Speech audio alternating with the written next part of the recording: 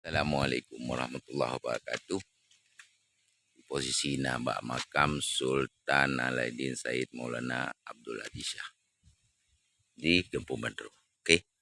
Yang perlu nyo kena sampaikan yang bahwa nyo hino posisi ji makam-makam urang awai dan makam urang dudo.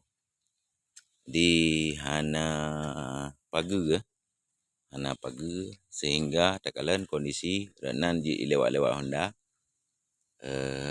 tanpa menghormati anak ji sapu tapi di urang gejak ngan tapak, dan pada hari ini posisi makam artinya mungkin ge lewati dengan jalan kaki apa tapi nyo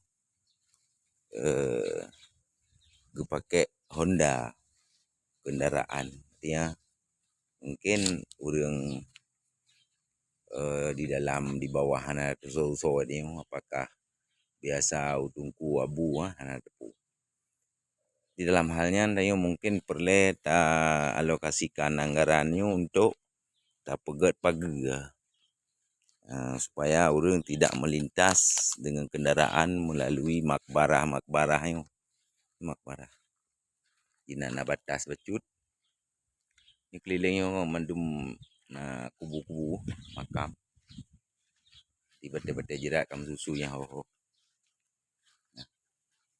Hana tertib le gara-gara itulah hana pagi bete kam susui sangat disayangkan.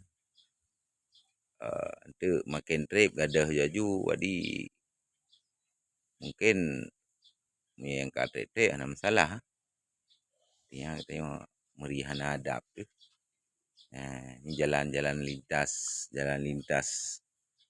Honda. Okey, yang ingin saya sampaikan. Mudah-mudahan solusi cara bak kita yang buat Bandung. Terima kasih. Assalamualaikum warahmatullahi wabarakatuh.